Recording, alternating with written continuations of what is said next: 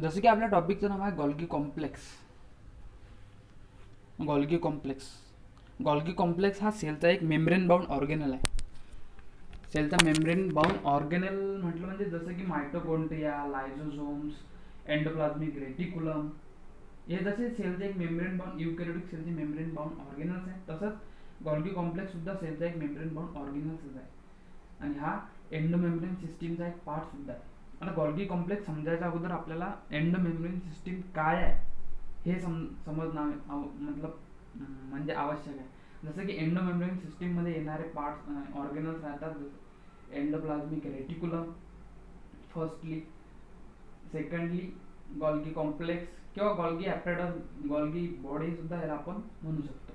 Golgi complex,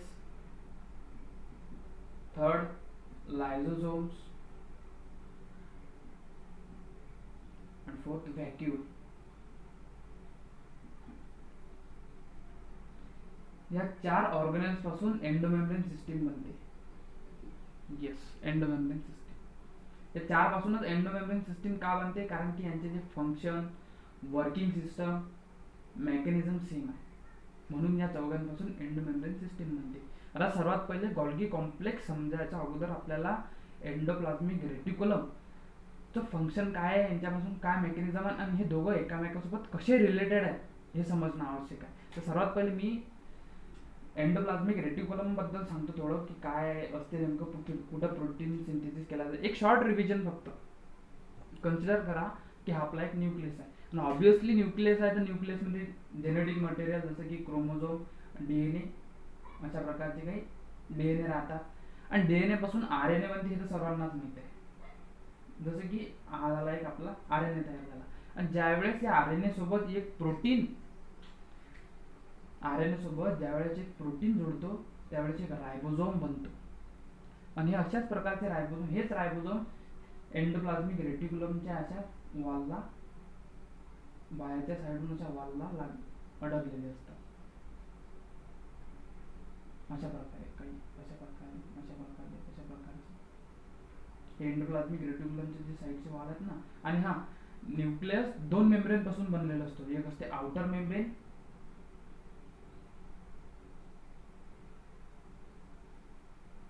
आणि त्यानंतर दुसरे असते इनर मेम्ब्रेन. इथे आपली राहते ती इनर मेम्ब्रेन. जे आउटर मेम्ब्रेन असते ते एंडोप्लाझ्मिक रेटिकुलम पासून, या ऑर्गेनेली पासून आउटर मेम्ब्रेन बनलेली असते.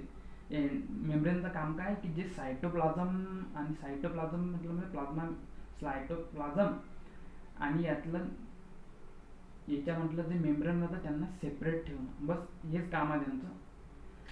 त्यानंतर ज्यावेळेस हे इथं जुळतात, म्हणजे ज्या ठिकाणी रायबोझोम्स असतात, ज्या एंडोप्लाझ्मिक रेटिकुलमच्या साईडला रायबोझोम्स असतात त्याला रफ एंडोप्लाझ्मिक रेटिकुलम असतात आणि जिथं रायबोझोम्स अब्सेंट असतात, जसं की हे साईड, तिथं त्याला स्मूथ एंडोप्लाझ्मिक रेटिकुलम म्हणतात. आता ऑब्विसली रायबोझोमचं फंक्शन काय की जसं की हा एक रायबोझोम आहे आणि याच्यापासून याचं एक फंक्शन राहतं की काहीतरी प्रोटीन सिंथेसिस करणं. तसंच बस तेच फंक्शन इथं सुद्धा दाखवलं जाते. जसं की इथं जे रायबोझोम चिटकलेले आहेत त्यांचं काम राहतं की इथं प्रोटीन सिंथेसिस करणं. मग ते जिथं रफ एंडोप्लाझ्मिक रेटिकुलम आहे तिथं प्रोटीन सिंथेसिस होतो. काही अशा प्रकारचे प्रोटीन्स राहतात, अशा प्रकारे प्रोटीन सिंथेसिस होतात. अशी अशी अशी काही म्हणजे प्रोटीनचं स्ट्रक्चर काही वेगळं आहे, पण हे जस्ट एक्झाम्पल म्हणून घेत आहो मी. आणि जिथं स्मूथ एंडोप्लाझ्मिक रेटिकुलम आहे तिथं लिपिड सिंथेसिस होतो. मी लिहून देतो तुम्हाला.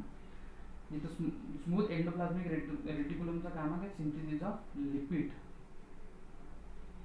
आणि रफ एंडोप्लाझ्मिकचं फंक्शन आहे म्हणजे प्रोटीन सिंथेसिस करणं. हे झालं रफ एंडोप्लाझ्मिक रेटिकुलम वरती प्रोटीन सिंथेसिस होऊन राहिले, कारण की तिथं रायबोझोम्स आणि रायबोझोम्सचं काम काय की प्रोटीन सिंथेसिस करणं. आता हे प्रोटीन कशात माहिती आहे काय, अनप्रोसेस्ड प्रोटीन्स आहेत. अनप्रोसेस्ड प्रोटीन मी साध्या भाषेत सांगतो तुम्हाला की जसं की आपण आता कच्चे जे तांदूळ असतात किंवा कच्चे चावल, आता हे तर आपण खाऊ नाही शकत कारण की ते अनप्रोसेस्ड आहे. तशाच प्रकारचे हे काही जे प्रोटीन सुद्धा रायबोझोम्सने तयार केलेले असतात ते सुद्धा अनप्रोसेस्ड असतात. तर अनप्रोसेस्ड प्रोटीन्स हे प्रोसीड होण्यासाठी किंवा काहीतरी त्यात मॉडिफिकेशन होण्यासाठी गोल्गी ॲपरेटसचं काम पडते. आणि आता हे इथं प्रोसीडचं अनप्रोसीड प्रोटीन्स तर तयार झालेलं आहे, पण इथून तर इथपर्यंत नेण्यासाठी ज्या व्हेसिकल्स राहतात, जसं की आपण जर एखाद्या दुकानात गेलो तर त्यांना कधी म्हटलं की मला का एवढे एवढे तांदूळ देतात, ते हातात थोडी न देतात, ते काय करतात एक पॅकेज करून देतात ना आपल्याला. तशाच प्रकारचे एंडोप्लाझमिक रेटिक्युलम सुद्धा एका व्हेसिकल्समध्ये अशा प्रकारच्या काही व्हेसिकल्स राहतात, अशा राऊंड शेपमध्ये किंवा ट्यूबल्स अशा काही प्रकारचे व्हेसिकल्स राहतात. आणि हे जे प्रोटीन सिंथेसिस झालेले असतात ते व्हेसिकल्समध्ये भरून एंडोप्लाझमिक रेटिक्युलमच्या सिस्टरनी किंवा ट्यूब्यूल्समधून अशा प्रकारचे काही बाहेर असंच काहीतरी बाहेर सोडण्याचं काम एंडोप्लाझमिक रेटिक्युलम करते. जे व्हेसिकल्स एंडोप्लाझमिक रेटिक्युलम पासून गोल्गी ॲपरेटसकडे येतात, कशासाठी त्या प्रोटीनचं मॉडिफिकेशन करण्यासाठी येतात, त्यांना कोटेड व्हेसिकल्स असं म्हणतात. Coated vesicles.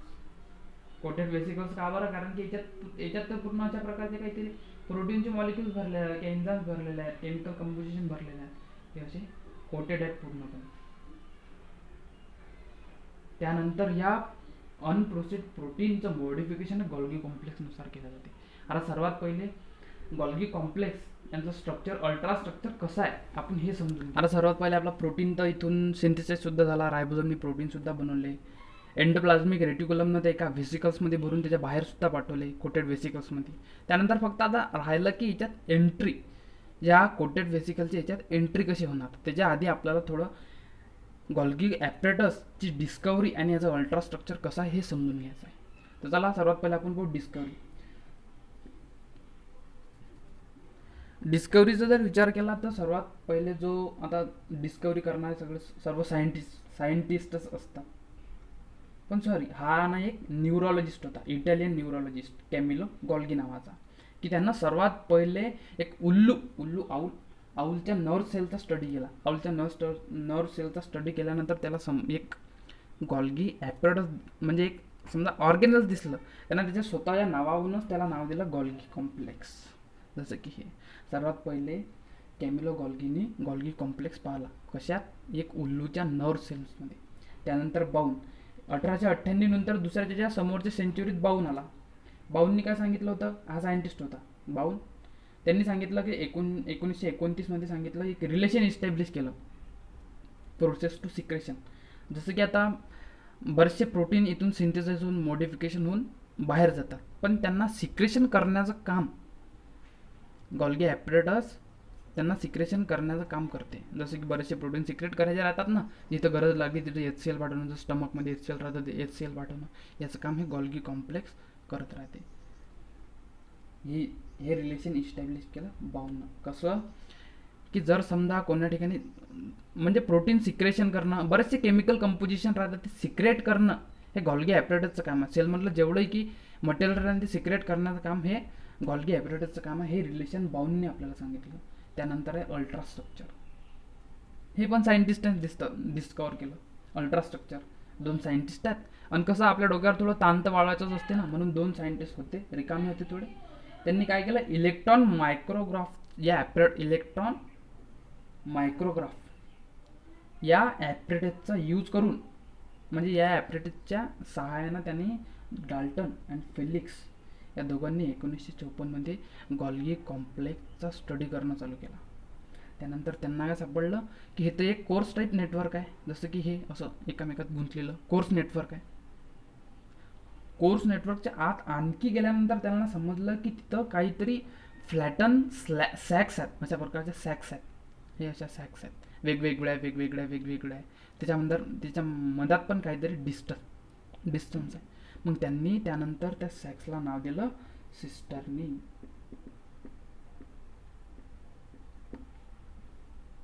बऱ्याचशा सॅक्स आढळून आल्या त्या ठिकाणी, आणि हे सॅक्स युकॅरियोटिक सेल्समध्ये सापडतात. युकॅरियोटिक गोल्गी कॉम्प्लेक्स आहे ना, प्रोकॅरियोटिक सेल, जसं की एकदम अशी एक नोट बनवतो मी, प्रोकॅरियोटिक सेल,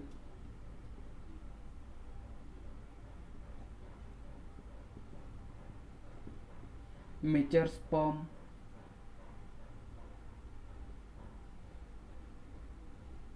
आणि रेड ब्लड सेल, आरबीसी मध्ये अपसेंट असतात. प्रोकॅरियोटिक सेलमध्ये, मॅच्युअर स्पर्ममध्ये आणि रेड ब्लड सेलमध्ये. आणि जर समजा प्लांट सेल्समध्ये जर गॉल्गी ॲपरेटस जर सापडत असेल तर त्याला डिक्टिझोम्स असं म्हटलं जाते. तर चला येऊ वापस डाल्टन अँड फेलिक्सवर. डाल्टन अँड फेलिक्सने सांगितलं होतं की अशा प्रकारचं काहीतरी कोर्स नेटवर्क आहे. त्या नेटवर्कला अजून इलेक्ट्रॉन मायक्रोग्राफच्या सहाय्यानं स्टडी केल्यानंतर त्यांना सापडलं की इथं अशा फ्लॅटन सॅक्स आहेत, एकामेकाला पॅरलर जुळलेल्या आहेत. अशा काही प्रकारच्या फ्लॅटन सॅक्स आहेत आणि ते एकामेकाला पॅरलल आहेत. त्या फ्लॅटन सॅक्सला त्यांनी नाव दिलं सिस्टर्नी. बऱ्याचशा सिस्टर्नी नाव दिलं. त्यानंतर तिथूनच काहीतरी आता प्रोटीन जायचं, तिथून व्हेसिकल्समधून बाहेर निघतो, काही समोर जातो. तर त्यांना ते सुद्धा सापडलं त्या कोर्स नेटवर्कमध्ये. त्याला हे सुद्धा दिसलं की तिथं काहीतरी ट्युब्युल्स आहेत, व्हेसिकल्स आहेत. आणि हे जे व्हॅक्युल्स, जसं की आता इथून जर हा कोटेड व्हेसिकल जर याच्या आत आला, याच्या आतून हा असोसिएट होऊन जाईल. त्यानंतर याची जी साईज राहते ना ते वाढत जाईल. तर अशी बरीचशी साईज अशी वाढत राहते. तर त्यांना हे असे लार्ज व्हॅक्युलसुद्धा दिसले डाल्टन आणि फेलिक्सला. अशा प्रकारचं स्ट्रक्चर त्यांनी सांगितलं होतं. त्यांनी डाल्टन अँड फेलिक्सनं सांगितलं की म्हणजे तीन कंपोनंट्सपासून म्हणजे त्यांना त्या कोर्स नेटवर्कमध्ये 3 कंपोनंट्स विजिबल झाले. जसं की एक फ्लॅटन सॅक्स, हे त्याला सिस्टरनी नाव दिलं. त्यानंतर काही ट्युब्युल्स किंवा व्हेसिकल्ससुद्धा म्हणू शकतो आपण. हे अशा प्रकारचे व्हेसिकल्ससुद्धा सापडले. आणि व्हॅक्युल्स काही हे अशा प्रकारचे. 3 पैकी आपण सर्वात पहिले पाहणार सिस्टर्नी काय आहेत, कसे त्याचं फंक्शन आहे, म्हणजे कशा प्रकारचे आहेत, आणि गॉल्गी ॲपरेटस म्हणजे ते कशा प्रकारचे काम करतात. सर्वात पहिले आपण हे पाहत आहोत. तर सिस्टर्नीबद्दल बोलायचं म्हटलं, ज्यावेळेस डाल्टन अँड फेलिक्सनं हे इलेक्ट्रॉन मायक्रोग्राफमध्ये गॉल्गी ॲपरेटस ऑब्झर्व केलं, त्यानंतर त्यांना सिस्टर्नी सापडल्या. कशा की ते एकामेकाला असं स्टॅक ऑफ कॉईन्स असतात ना, असे एकामेकाला ते अरेंज राहतात की ते एकामेकाला पॅरलल आहेत. अशा स्टॅक ऑफ सॅक्स सापडल्या. त्या सॅक्सला त्यांना नाव दिलं सिस्टर्नीज. याला म्हणतो आपण सिस्टर्नी. या 2 सिस्टर्नीमध्ये काहीतरी गॅप असतो. या 2 सिस्टर्नीमधलं डिस्टन्स हे 200 ते 300 अँगस्ट्रॉम युनिट एवढं वाईड राहतो. या स्पेसमध्ये काहीतरी फ्लुइड फिल केलेलं असतं. जास्तीत जास्त ॲन्युअल्समध्ये यांची संख्या 3 पासून कमीत कमी 3 ते जास्तीत जास्त 7 पर्यंत सिस्टर्नी एका गॉल्गी कॉम्प्लेक्समध्ये आढळतात.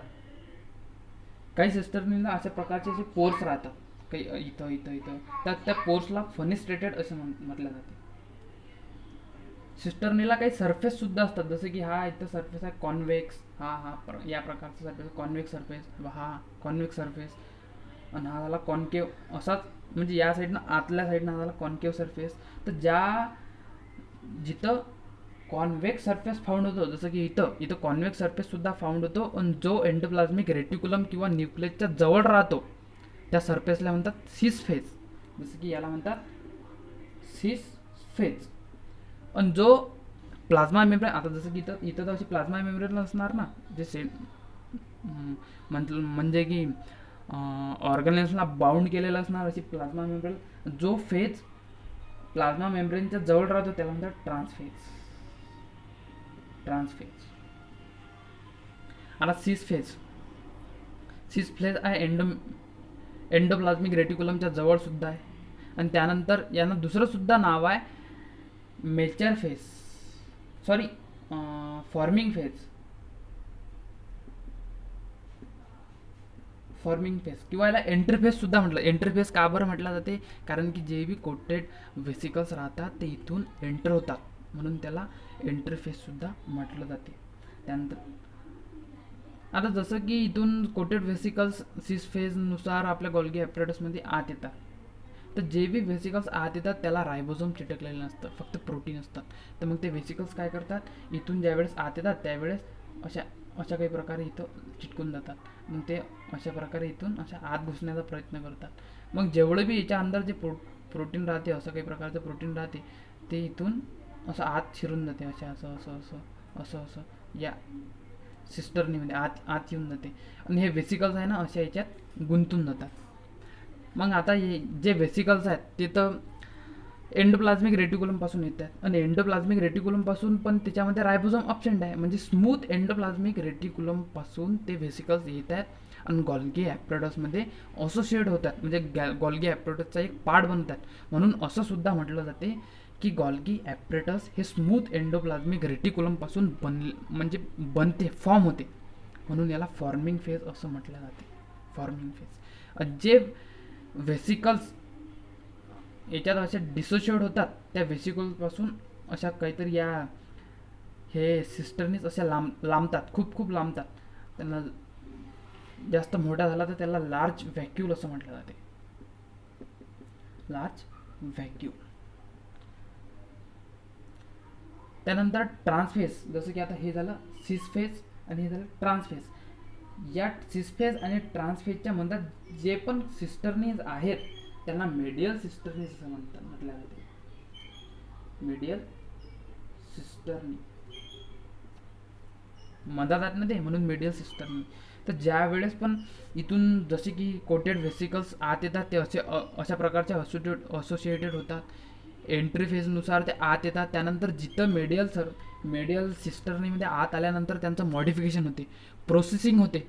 त्यात काही बी जो कोणता बी जो तांदूळ आपण जो घेतो, जो कच्चा राहतो, तो इथं शिजवला जातो. साध्या आणि सोप्या भाषेत इथं शिजवला जातो आणि त्यानंतर तो परत अशा व्हेसिकल्समध्ये पॅक करून ट्रान्सफेजमधून बाहेर व्हेसिकल्समध्ये पॅक करून व्हेसिकल्समध्ये टाकला जातो. तर जो सिंथेसाइज प्रोटीन राहतो तो प्रोसीड होऊन येतो, मॉडिफाईड होऊन येतो. तो ज्या व्हेसिकल्समध्ये पॅक होतो त्या व्हेसिकल्सला सेक्रेटरी व्हेसिकल्स असं म्हणतात किंवा स्मूथ व्हेसिकल्स असं सुद्धा म्हटलं जाते. जिथून म्हणजे प्रोटीन बाहेर आल्यानंतर पॅक होतं त्या व्हेसिकल्सना स्मूथ व्हेसिकल्स किंवा सेक्रेटरी व्हेसिकल्स असं म्हणतात. एंडोप्लाझ्मिक रेटिक्युलममधून जे व्हेसिकल्स बाहेर येतात त्यांना कोटेड व्हेसिकल असं सुद्धा म्हटलं जाते. तर गॉल्गी ॲपरेटसचं हेच काम असते की जो पण अनप्रोसीड प्रोटीन जो कोटेड व्हेसिकलनुसार गॉल्गी कॉम्प्लेक्समध्ये ट्रान्सफर केला जातो त्याचं मॉडिफिकेशन, त्याचं प्रोसेसिंग केल्यानंतर त्यांना इथं बाहेर ट्रान्सफर करणं, सेक्रेटरी व्हेसल्समध्ये भरणं, हे काम फक्त गॉल्गी कॉम्प्लेक्सचं राहतं. गॉल्गी कॉम्प्लेक्स त्यानंतर जो कोणता बी प्रोटीन असतो त्यांना ग्लायकोप्रोटीनमध्ये कन्वर्ट करायचं काम, जसं की ग्लायकॉल म्हणजे कार्बोहायड्रेट ॲड केलं, शुगर ॲड केलं. नंतर लिपिड असतील, लिपिड जर आले असतील तर लिपिडला थोडं शुगर ॲड करून ग्लायकोलिपिड्स तयार करून सेक्रेटरी व्हेसिकल्समध्ये भरून पाठवून द्यायचं. ज्या व्हेसल्सला बाहेर जायचं असते ते सेक्रेटरी व्हेसल्समध्ये पॅक केल्या जातात. आणि ज्या व्हेसिकल्सना आतच राहायचं असते की त्यांना लायझोझोम म्हणजे स्टोरेज बॉडी असं सुद्धा म्हटलं जाते, लायझोझोम्समध्ये पॅक केल्या जाते. ज्या व्हेसिकल्सना आतच राहायचं असते त्यांना लायझोझोम्समध्ये पॅक केलं जाते. त्यानंतर आपण हे पाहू की सिस्टर्नी वगैरे गॉल्गी कॉम्प्लेक्स हे कोण्या कंपोजिशनपासून बनलेलं आहे. Chemical composition of Golgi bodies. आता गॉल्गी बॉडीज हे कोण्या केमिकलपासून बनलेले असतात हे पाहायचं आपल्याला. जसं की आपण गॉल्गी बॉडीज हे 60% प्रोटीनपासून बनलेले असतात. प्रोटीन 60% प्रोटीनपासून बनलेले असतात आणि 40% लिपिडपासून बनलेले असतात. या दोघांचं कंपोजिशन असते 60% प्रोटीन आणि 40% लिपिड्स. गॉल्गी बॉडीच्या केमिकल कंपोजिशनमध्ये फॉस्फोलिपिड सुद्धा असते. फॉस्फोलिपिड म्हटलं म्हणजे जे एंडोप्लाझ्मिक रेटिक्युलम आणि प्लाझ्मा मेम्ब्रेन, जे प्रोटीन किंवा लिपिड जे एंडोप्लाझ्मिक रेटिक्युलममध्ये मिळते आणि तेच जर प्लाझ्मा मेम्ब्रेनमध्ये सुद्धा मिळते, या दोघांच्या इंटरमिजिएट प्रोडक्टपासून फॉस्फोलिपिडच्या कंपोजिशनपासून गॉल्गी बॉडीज बनलेली असते. जास्तीत जास्त मेनली सेफेलिन अँड लेसिथिन फॉस्फोलिपिड या दोघांपासून जास्तीत जास्त गॉल्गी बॉडीज बनलेले असतात. त्यानंतर एन्झाईम. आता एन्झाईमसुद्धा जसे की व्हेरिएशन्स राहतात. प्लांट ॲनिमलमध्ये काहीतरी व्हेरिएशन्स राहतात एन्झाईम्समध्ये. आता प्लांटमध्ये म्हटलं तर ADP, adenosine diphosphate, adenosine triphosphate, NADPH, cytochrome, C reductase, अशा काही प्रकारचे प्लांट्समध्ये हे एन्झाईम सापडतात. एन्झाईम आणि प्रोटीन्स.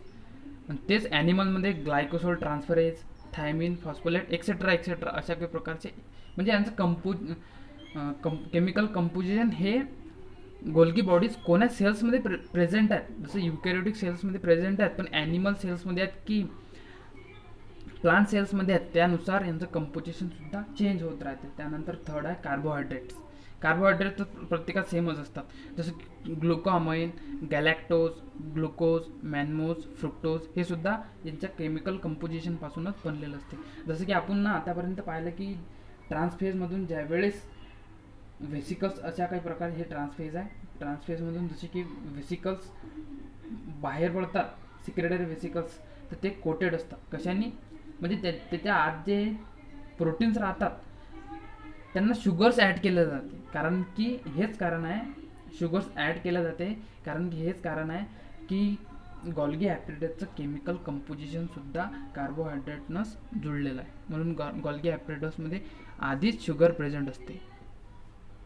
ज्यावेळेस ट्रान्सफेजमधून प्रोटीन्स बाहेर पडतात त्यावेळेस ते ग्लायको प्रोटीन्समध्ये मोडिफाय झालेले असतात. ग्लायको प्रोटीन्स ज्यावेळेस लिपिड बाहेर निघतात त्यावेळेस ते ग्लायकोलिपिड्समध्ये कन्वर्ट झालेले असतात, त्यांचं मोडिफिकेशन झालेलं असते. घ्यायचं आहे की बायोजेनेसिस म्हणजे काय. आता बायोजेनेसिस म्हटलं म्हणजे की एक एक्झाम्पल की बायोजेनेसिस ऑफ गोल्गी. आता बायोजेनेसिस म्हणजे काय, एखाद्या लिव्हिंग मॅटरपासून लिव्हिंग मॅटर तयार होणं, जसं की आता हेन असतं, हेनच्या एक्सपासून हेनच तयार होतो. त्यानंतर ह्युमनपासून ह्युमन तयार होतात, स्पायडरच्या एक्सपासून स्पायडर तयार होतात. तसं अशाच लिव्हिंग मॅटरपासून जे लिव्हिंग मॅटर तयार होते, एखाद्या लिव्हिंग मॅटरपासून लिव्हिंग मॅटर तयार होणं त्याला म्हणतात बायोजेनेसिस. तर आपल्याला पाहायचं बायोजेनेसिस ऑफ गोल्गी, म्हणजे गोल्गी कॉम्प्लेक्सची बायोजेनेसिस कशा प्रकारची आहे, म्हणजे कशा प्रकारचे ते बनतात, तर ते आपल्याला सध्या पाहायचं आहे. तर बरेचसे व्ह्यूज आले की बायोजेनेसिस म्हणजे गोल्गीची बायोजेनेसिस कशा प्रकारची होते. त्यात सर्वात पहिले डॅनियल 1960 डॅनियलनी सांगितलं होतं की प्लाझ्मा लेमापासून गोल्गी बनते. प्लाझ्मा लेमा माहीत आहे, प्लाझ्मा मेम्ब्रेन, की जे सायटोप्लाझमला एक बाउंड्री म्हणून कव्हर केलं जाते, अशा प्रकारचे काही प्लाझ्मा लेमा असतात. त्यानंतर इथं न्यूक्लियस राहतो, एंडोप्लाझमिक रेटिक्युलम, गॉल्गी कॉम्प्लेक्स, अशा प्रकारचे गॉल्गी हे राहतात. आणि हे प्लाझ्मा मेम्ब्रेन. तर डॅनियलने सांगितलं होतं की प्लाझ्मा मेम्ब्रेनपासून गोल्गीची बायोजेनेसिस होते. ते कशा प्रकारची, ते 2 टाईप्समध्ये होते, जसं की पिनोसायटोसिस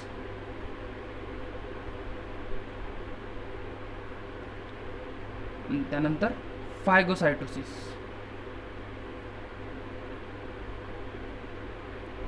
आता फायगोसायटोसिस आणि पिनोसायटोसिस म्हणजे काय.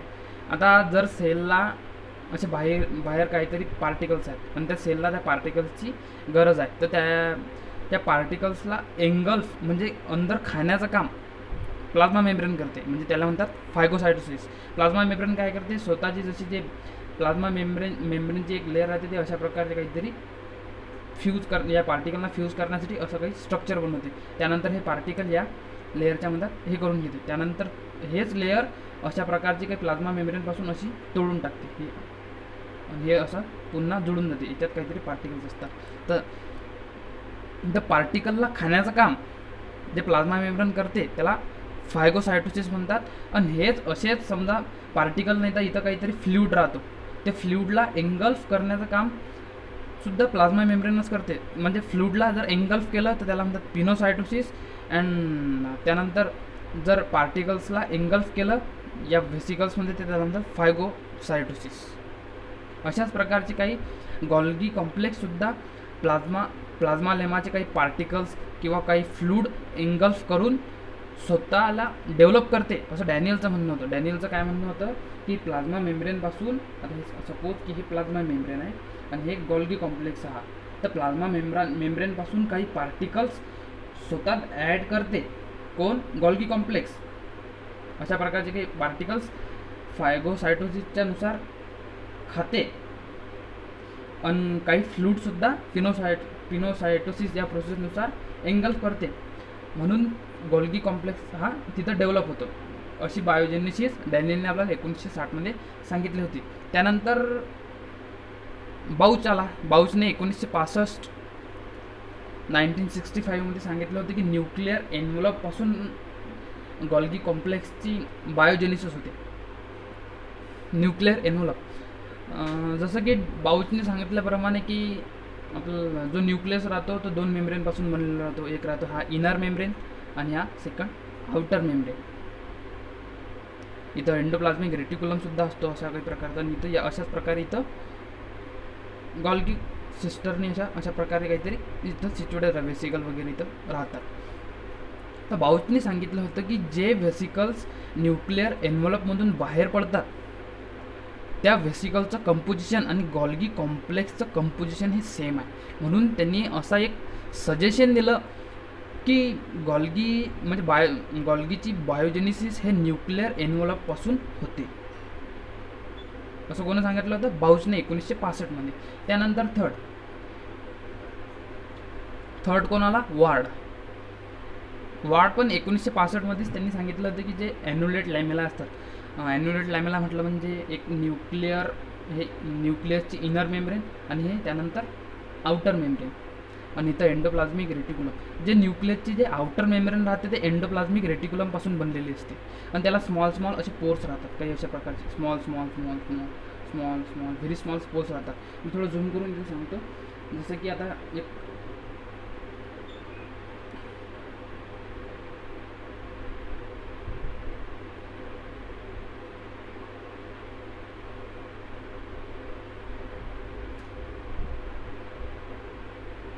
या न्यूक्लियसचा आपण एक स्मॉल पार्ट बघत आहोत. तिथला हे जे पोर्स आहेत ना, पोर्स हे झाले, हे याच्यामधले हे पोर्स आणि हे एक त्या न्यूक्लिअर एन्व्हलपची वॉल अशा प्रकारचे काही हे राहतात. तर हे जे वॉल राहतो हे तर झाले पोर, याला नंतर न्यूक्लिअर पोर. आणि हे जे वॉल राहतं त्याच्यामध्ये जसं की आता हे कन्सिडर करा की हा अशा प्रकारचा एक चेंडू आहे. तर चेंडूला असे की इथं पोर्स आहेत, की इथं पोर्स आहेत, इथं पोर्स आहेत, इथं पोर्स आहेत, पोर्स स्मॉल पोर्स आहेत. आणि त्या मधात जे डिस्टन्स आहे याला एक अशी वाल राहते. हे तर वालच राहणार ना, चेंडूला जर स्मॉल पोर्स असलं तर हे झाले ते वाल्स. त्याला म्हणतात ॲन्युलेट लॅमिना. आणि याला म्हणतात पोर्स. याच्या अंदर जे ही इथं राहतात त्याला म्हणतात पोर्स आणि ही याची वाल राहते त्याला म्हणतात ॲन्युला.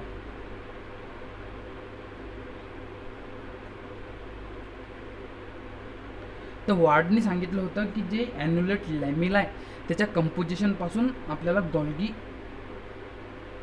गॉल्गीची बायोजेनेसिस होते असं सांगितलं होतं वार्डने. त्यानंतर थर्ड फ्रॉम एंडोप्लाझ्मिक रेटिक्युलम. आता हे तर आपल्याला माहितीच आहे की जर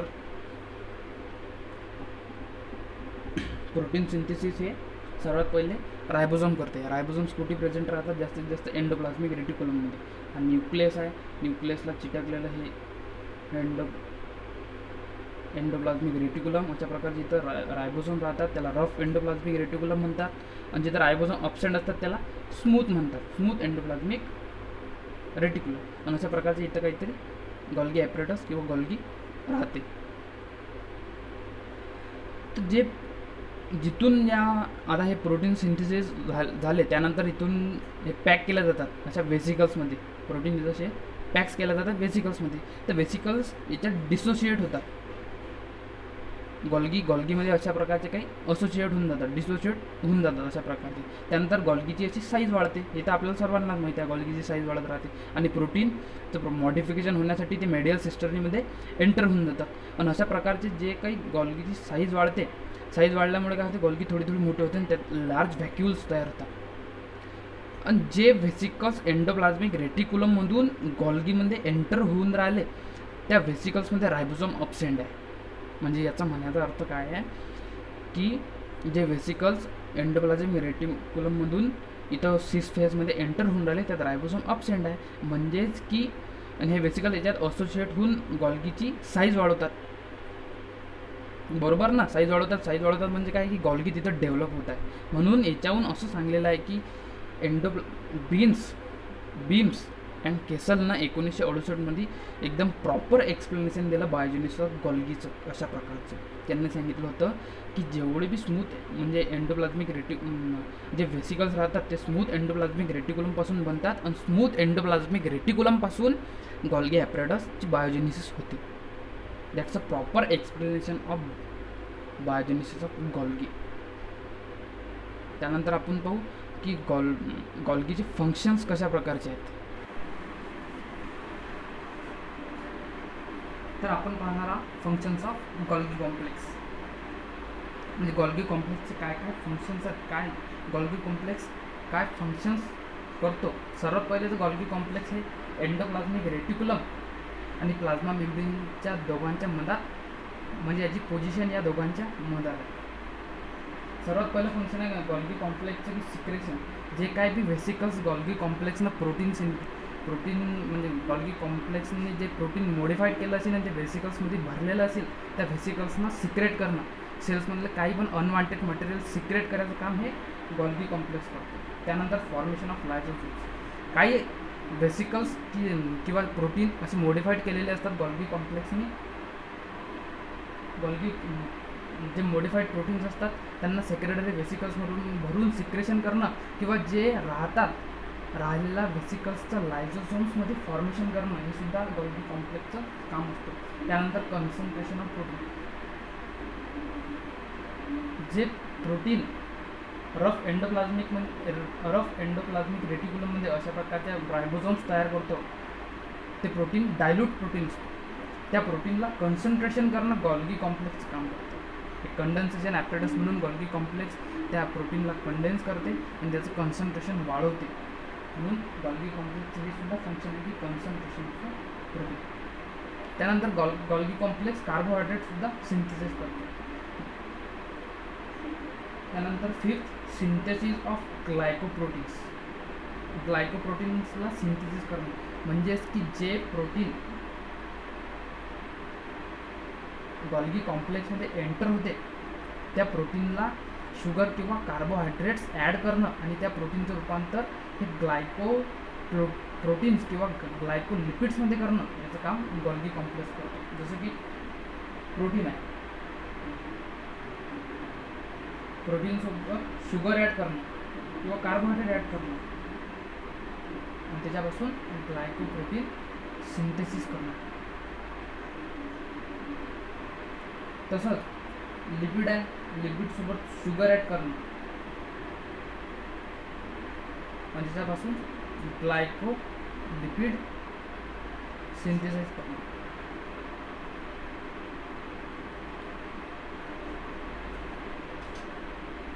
त्यानंतर सिक्स्थ सिंथेसिस ऑफ फॉस्फोलिपिड. फॉस्फोलिपिडसुद्धा सिंथेसाइज करतो गॉल्गी कॉम्प्लेक्स. त्यानंतर seventh formation of plasma membrane. जे काही पण व्हेसिकल्स गॉल्गी कॉम्प्लेक्समध्ये तयार होतात त्या व्हेसिकल्सपासून प्लाझ्मा मेम्ब्रेनचं फॉर्मेशन करणं याचं फंक्शनसुद्धा गॉल्गी कॉम्प्लेक्स करते. एवढे सारे फंक्शन्स आहेत गॉल्गी कॉम्प्लेक्स.